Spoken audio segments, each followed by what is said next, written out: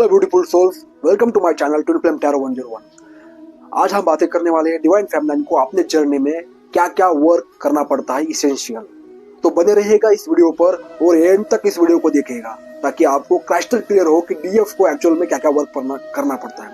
मैं 2 वीडियो बनाऊंगा क्योंकि एक में अगर इंफॉर्मेशन दूंगा तो बहुत वीडियो लंबा हो जाएगा। तो वीडियो लंबा होने से आज चाहे शॉर्ट हो और आपको डिटेल में इंफॉर्मेशन मिले। तो स्टार्ट करते हैं हमारा वीडियो।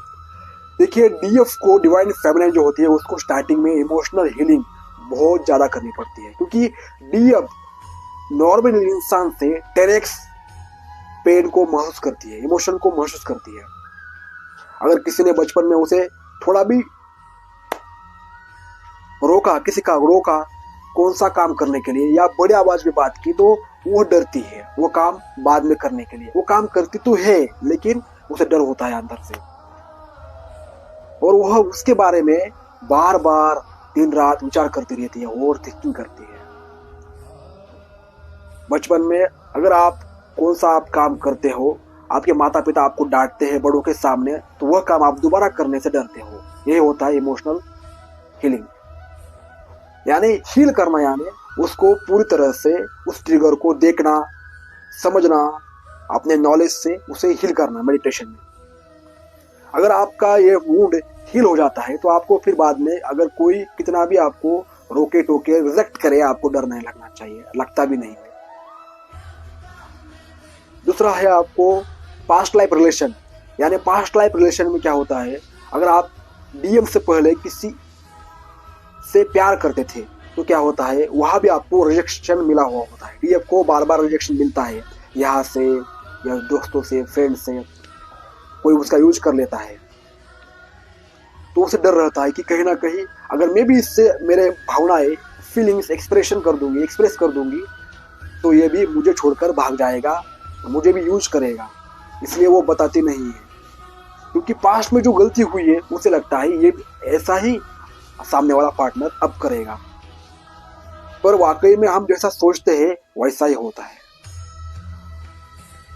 सच में ऐसा नहीं है, हम जैसा सोचते हैं उसका ऑपोजिट होता है। हम जितना ज्यादा सोचते हैं कि ऐसा होगा, जो डर हमारे मन में होता है फैक्टिटियस, तो वह डर जो क्या करता है, हमें बांध कर रखता है, हमारे आत्मा को खुलने का मौका ही नहीं देता है। अगर डीएफ की आत्मा इमोशनल पेन से बंधी हुई होती है क्योंकि वो हर किसी को खुश करती है, हर किसी का कहना मानती है, किसी को ना नहीं बोल पाती है, हर किसी का बोझ अपने ऊपर लेती है और अगर उसे बेवकूफ समझने लगते हैं।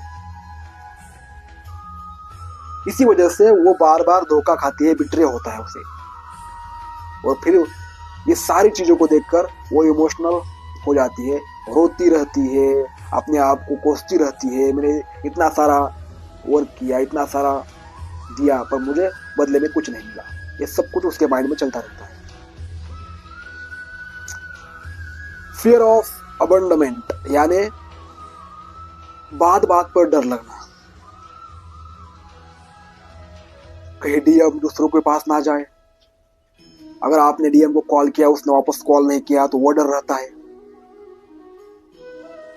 अगर डीएम किसी से बात करता है तो वो डर रहता है। इनसिक्योरिटी रहती है आपके मन में, वो इनसिक्योरिटी आपको पूरी तरह से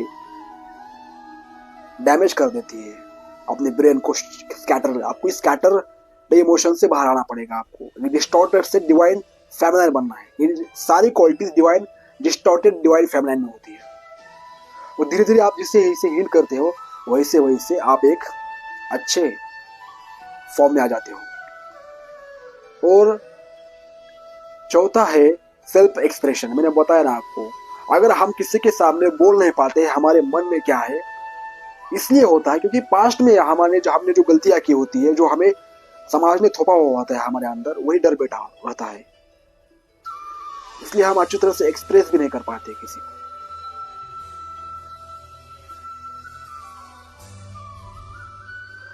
तो आज के 4 पॉइंट ध्यान में रखना, यह सबसे पहले जरूरी है अपने डीएफ को हील करने के लिए।